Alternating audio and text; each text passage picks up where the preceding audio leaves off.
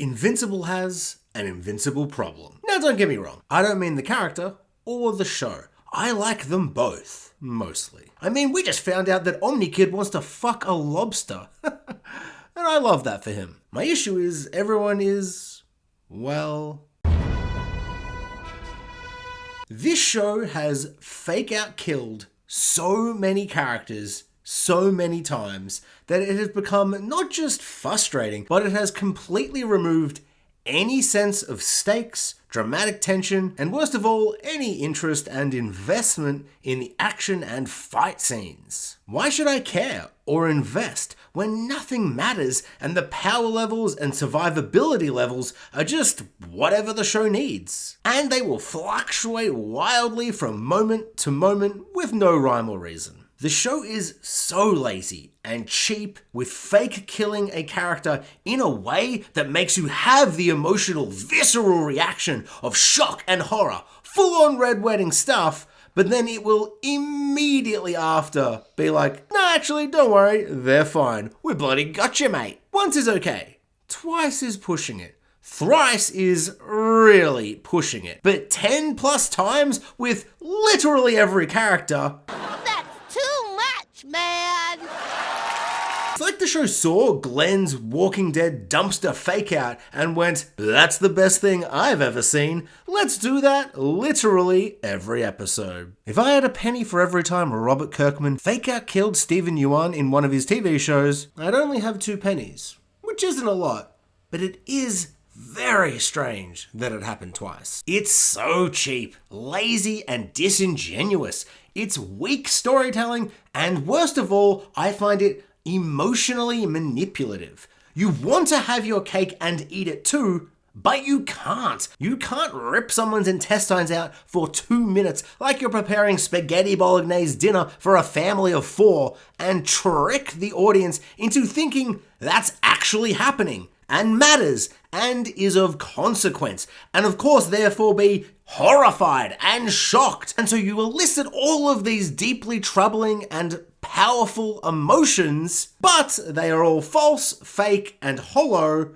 because you just have that character survive somehow. And then literally in the next episode, in 35 minutes time, showtime, he is not only fine, but he's pulling a Captain Marvel and smashing through the enemy ships and making the main villain of your series, who looks pathetically unthreatening, who's running home like a little coward, because your hero is Invincible. And I do understand that his name is Invincible, but I thought that name was meant to be ironic. But it's not. He's literally invincible. I am so checked out on the action that by the time this one happened, I just rolled my eyes. It's like, as if you think I would think this means anything, show? And of course Conquest, who's preparing the delicious spaghetti bolognese dinner for 4, doesn't survive the meal prep because he's choked out and dies.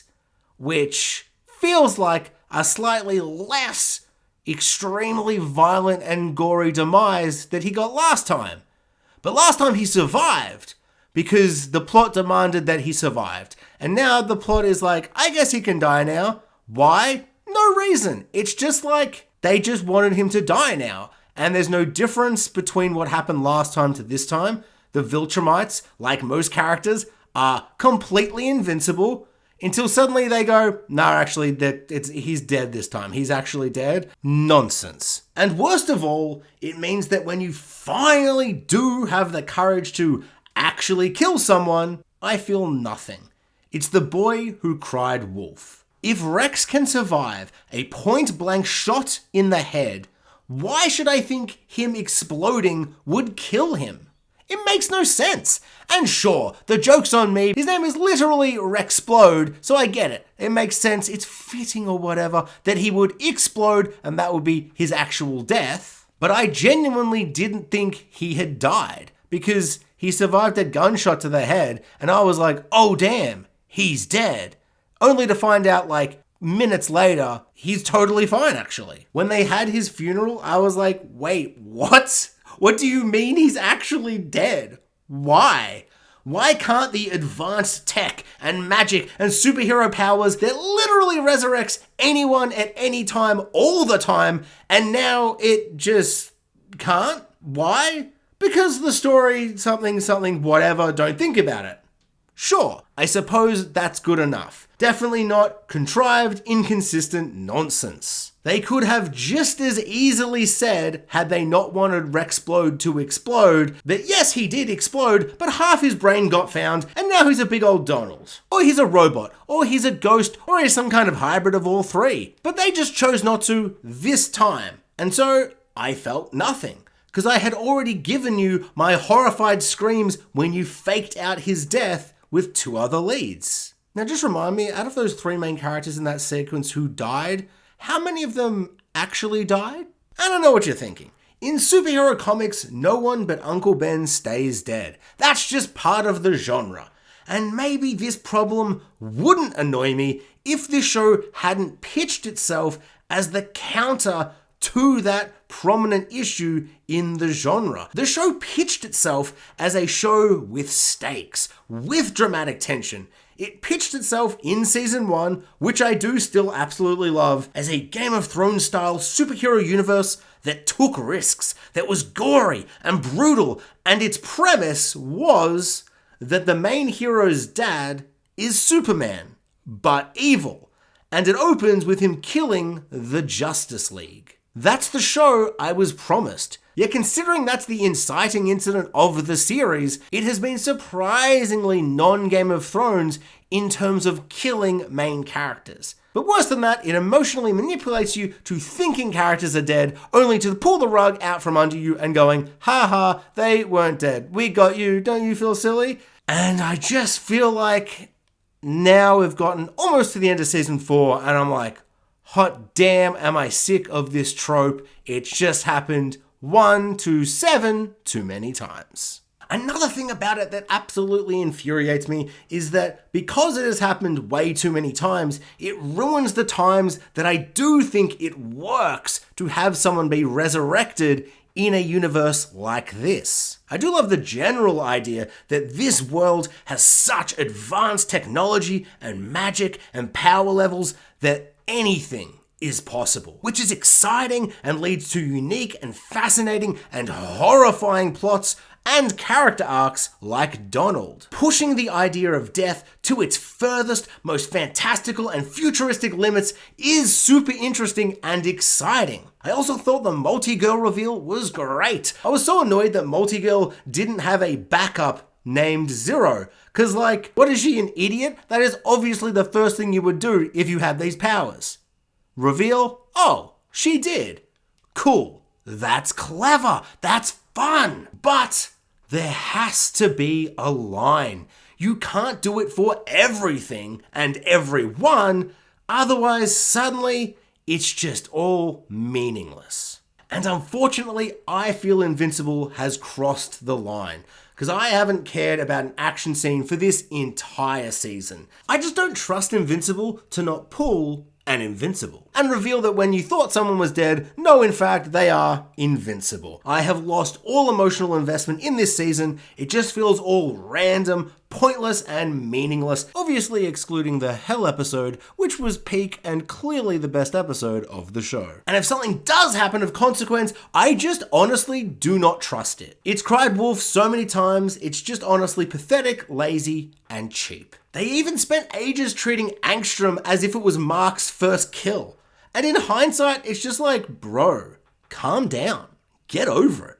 He's fine. Mark's most recent spaghetti incident is laughable. The next ep starts and Omniboy is like, oh, I wish Mark was cut to the Invincible thingamajig, and it's like, oh my god, what are you talking about? He is! Suspension of disbelief is a hard line to ride in a show like this at times. Because yes, I know Mark won't die, and will obviously win the show. This isn't my first rodeo, but the show's job is to trick me into thinking he and other characters could die. In season 1, when Omni-Man pummels Mark at the end of the season, I felt that. That felt real and visceral.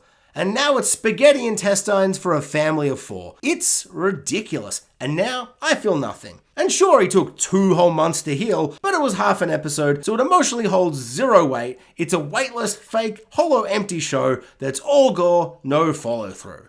I'd love to be proven wrong, but it's also already lost me, so the damage is done. I have become numb to the gore and carnage. If you want your disgusting, gruesome, horrible moments to mean anything, you have to commit. At least more than the show is doing. By putting characters through so very much, but constantly surviving, I no longer feel the gory punches through the chest the way I am meant to. Every time Conquest does anything, I'm like, he'll walk it off. It's just a flesh wound. When Alan the alien died, but then it was revealed that he didn't die, only to reveal that he was going to be assassinated by the leader, I was like, hot damn, that's kind of awesome. A double misdirect. Then it was revealed there was a twist on top of that, in which he was alive, and I was like, oh, okay, so he didn't die twice. But that second fake out was revealed straight after they had killed 3 characters. So I was like, actually, maybe you get a pass. You know, trading 3 lives for 1. But no,